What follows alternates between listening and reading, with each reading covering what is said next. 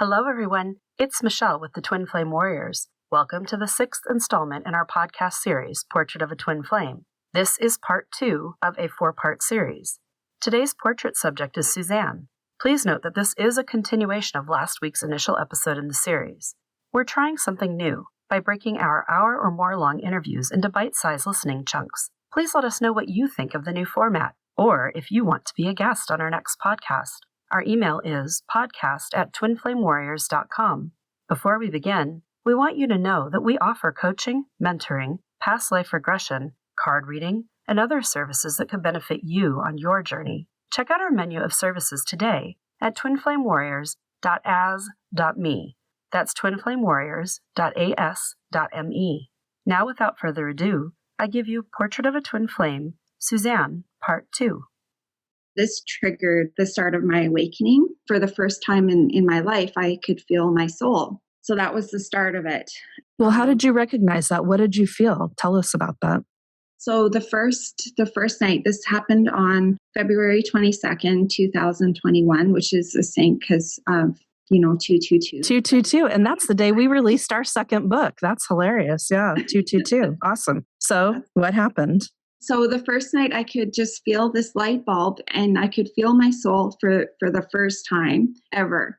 I was in a lot of pain when that happened because all I could think about all day was our conversation. And I had actually messaged him later on in the day and I was mad at him. And I was like, of course, I just like you as a friend. I've been married for 16 or 15 years or whatever at the time. And like I was really upset and defensive with him. And then he just replied me too, and he changed the subject. So that even made me more upset with myself and with everything that was going on. And I didn't understand what was going on. And I was just really hurt. And so I could feel this light bulb go off in my soul and I could feel it for the first time. And then the very next night, I was still in a lot of pain. Like, I don't think I got out of bed all day. I just stayed in bed.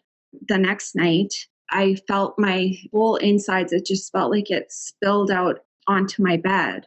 I could see and feel, I actually could see like his soul merging with my soul. It became really painful and it felt like there was this darkness. I don't know if it felt like a dark hand or just this dark pressure, but it was dark and it was just pressing against my soul. And it was really painful and really scary. I just started to confess my love for my twin. I just started to say, I love you. Please don't hurt me, because it felt like it was his soul that was merging with my soul. But then this darkness overcame our souls. And so I was just saying, I love you. Please don't do this to me. Don't hurt me. I love you more than anything. And so that was the first time I had ever admitted that I did love him. At this point, had you looked up anything, or was this all just you were still going on this relationship with no outside understanding? Actually, so in December, when I started obsessing, I started to look up on the internet. I was trying to figure out our connection and what he was to me. And I couldn't find anything because all I was reading about was soulmates. Nothing seemed to really make sense. But then one day, I was probably still in December, I came across an article about twin flames. So I read the article. It just seemed to answer all my questions. And it was just like, that's what he is to me. And I did this little survey. It was like, are you a twin flame? So I did the survey and everything I could click, it was yes to everything except for the part about the spiritual awakening, because I hadn't had a spiritual awakening yet. Mm-hmm. But everything else seemed to make sense, like the intense emotions and also being able to read their emotions. Like a lot of times when I'd be at work, I would just look at him and I would know he was happy or sad or what he was feeling at the time. So that was in December when you looked it up. That was in December, that right. When it was during the obsession, when I didn't stop thinking about him, it seemed to make sense. So then I realized that that's what he must be to me. He must be my twin flame. However, even saying that now, like, I didn't really understand what a twin flame was, even after reading that article, because there's so much information out there about twin flames. And you learn the label and you think, oh, I know what this is. And then you go deeper into it and you're like, oh my God, I had no idea that it was this deep and this pervasive. It just is the utter essence of what we are, right? It is our soul. You're right. Like you really have no idea. Like you can read about it, but unless it happens to you, you have no idea. So then in February is when the dream happened, the soul merge dream, and then the dream of you going to his wife, the interaction with his wife, right? So that was a couple months later. Yes. So the soul merging wasn't a dream. I was just lying in bed and this happened to me. I was awake. I wasn't sleeping when that happened.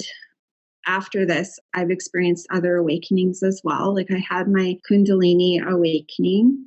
I could feel like his body felt like it was inside of me. Like I could feel him in my chest, lying like really heavily in my chest and sometimes curled in my stomach. I felt sexual energy with this as well. I had my chakra awakening where I could feel all my chakras awaken. So I could feel like from the top of my head, from my crown chakra, like a light in my crown chakra to my third eye, all the way down through my 7 chakras, this light awakening all of my chakras. The painful one was my throat chakra. Like when my light reached my throat, it felt really painful. Like it was really hard to breathe. When I started ascending, I could feel like pulling from my chest. So it felt like my soul was outside of my body. And the first time that I experienced ascending, I ended up falling asleep. And then I had a dream that I woke up in his bed. I've never been in his house before, but I could describe his upstairs. I woke up in his bed and I was alone.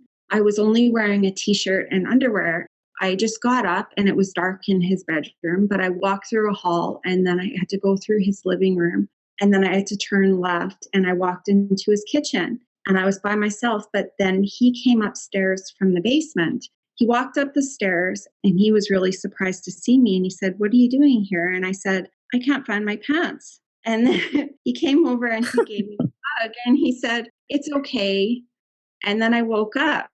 This dream also came true in a way because when we were talking, like at this point, we weren't talking anymore through Messenger. But when we were talking, he kept telling me to listen to, like, he's like, "Oh, I like country. You should listen to this country radio station." Well, I don't normally listen to country. I'm more listen to pop. But I was like, okay. But this one day after the dream, I was like, well, I'm just going to switch it to this country radio station he keeps telling me to listen to. So this song came on, I'd never heard before, and it's called Forever After All by Luke Combs. In the lyrics, it said, "Just a t-shirt in the kitchen with no makeup and a million other things that I could look at my whole life. A love like that makes a man have second thoughts. Maybe some things last forever after all." And so I heard the lyrics and I thought that was my dream. It was, absolutely. Yep. Yeah. For the most part, all the dreams that I've had have come true that have to do with him in some way or form. That was pretty amazing. Can you give us a little bit of context for your marriage? You're married, he's married. You've been married for 15, 17 years at this point. What was going on in your relationship? Did that dovetail into any of this? Even before I realized that I was a twin and all this was going on, I started to realize that I didn't necessarily like the way I was being treated in my marriage.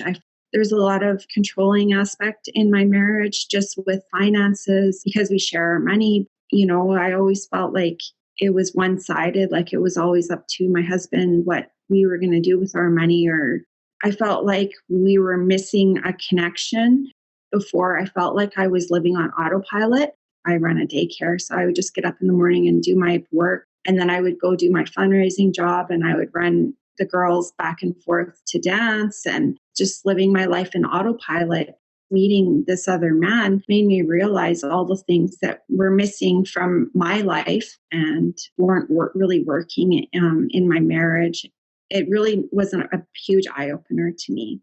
I remember that moment when I was like, this is a life that I chose on autopilot, trying to do what everybody else said you're supposed to do to be happy. This was my experience. And it was like, I thought as I was doing each of those steps, okay, this is another step toward making me happy. This is another step toward making me happy. But then pretty soon it became that wake up, shampoo, rinse, repeat. And I was miserable and I didn't even realize it. And yet I was still saying to myself, I have everything that everybody says you should have. This is the happy life that everybody has. I'd bricked myself into this thing, thinking I was doing the right thing, but it turned out my soul was being starved inside of there for all those years. But it had to happen, right? I had to do all that in order to be able to have this realization. I mean, you, the same thing. We thought we were doing the right thing, right? We thought we were doing what we wanted to, but we really weren't. We didn't know ourselves well enough to choose what we really wanted. No, you're right, Michelle. Like you just think that, oh, what everyone else has, that's what I need to work towards, the house, the neighborhood, make sure your kids go to the right school, make sure they're in all these activities and, just work, work, work, work, work. But it's just like a scapegoat if you're not happy, and just try to get away from it and learning to love yourself. And right. What is my purpose here on this earth? What am I supposed to be doing with my time? Talk to us about when you did sit down with your twin flame and really have a face-to-face and connect with him. He had asked me if I had ever watched The Masked Dancer, and this was when we were still talking to each other. And I said, no, I hadn't, but I would because my girls are both in dance. And he knew that. So that's why he asked me. So we started watching it, and it just gave me an excuse. I would message him once a week and say, oh, so-and-so is still contestant, is still on the show. And when it got down to about the last 5 contestants, he asked me who did I think would win. And I said, well, either Cotton Candy or the Tulip would win. And he said, if the Tulip wins, or I will buy you a coffee. And if Cotton Candy wins, or you will buy me a coffee. And he said, okay. And I said, okay. Cotton Candy ended up winning. So we met for coffee. It was March 14th, 2021. So I manifested how I would see him. I kept thinking about it in my mind, like, how are we going to meet, or how am I going to see him? Because I hadn't seen him since the end of November. It was exactly what I thought would happen. He was just standing outside, leaning against his car, and I walked over to him and he gave me a really big hug, and we just hugged each other. Was that your first hug? Yes, our first hug. That's the first time we actually ever really touched each other. It was beautiful. Then we just went in and had coffee, and we didn't talk about much. We just talked about, our families and stuff. And it wasn't really that long. It was just like about 45 minutes. Then when we left, he said, it was really nice to see you. He said it about 3 or 4 times as we were walking out. He kept saying, it was really nice to see you. It was really nice to see you. And he put his arm around me. And then when we said goodbye, he just had his arm around me, and I just leaned my head into his shoulder, and I told him it was really nice to see him too. And then we just left. This must have been after the conversation with his wife. Was this after or before? It was after the conversation. So the conversation happened in February, and then this happened in March. So it was after. So we were still talking to each other. I was really careful to keep to, the boundaries he had set of what we could and couldn't talk about. How did you overcome your anger and hurt from the boundaries that he put up at his wife's behest? Because you said you were very angry and hurt after that. You had a lot of emotions, and that was a month ago. So what happened in that month between that got you back to comfort with? I was really hurt, Michelle, and I went through a really dark period, and I went through DNOT's Dark Night of the Soul. I was in a lot of pain, and I could barely get out of bed most days. And I was fortunate enough that it was during COVID, and my daycare happened to be closed during the time, so I wasn't working at all. So it did give me a chance to rest and to just kind of be by myself. It was a very painful, dark place for me. I guess then in a way I was chasing him because I couldn't stop. I thought, I'm not messaging him anymore, but I couldn't stop messaging him. And I think I was really just looking to him. I thought he could heal my pain. I thought I was putting all this stuff onto him. I thought, if only I could talk to him, he can make it better. He can make my pain go away. So I kept messaging him. Even after that confrontation with his wife, I just couldn't stop. That was the twin flame mirror keeping you two in contact, even through the dark night of the soul, because what you mistakenly thought was that he could heal you, but really it was you who needed to heal you. It was a really hard time for me. Like I said, I just kept messaging him anyway. We had switched roles because when my work was open, he was chasing me. And then now that work was closed, I was chasing him. So then after our coffee, he said that he wanted to have coffee again sometime, which was great. But then everything, even where we went for coffee, COVID got worse. And so all the restaurants, everything shut down. So now nothing was open at all. I messaged him one day and I just said, oh, hey, how are you doing? Just like normally what I would do. But he didn't message me back. I decided at that point I had to stop.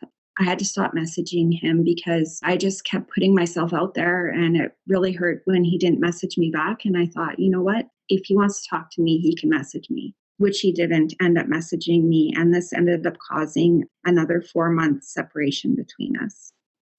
Thank you for joining us for the second in our 4-part series, Portrait of a Twin Flame, Suzanne. Please tell your friends about our podcast. Share it on social. We love your support and good words. If you'd like to learn more about Justin's and my twin flame journey, please consider picking up our novella series. It's available on Amazon, Kindle, Audible, and Apple audiobooks today. It's called Souls on Fire, Memoirs of a Twin Flame True Love Journey. Look for parts 1 and 2.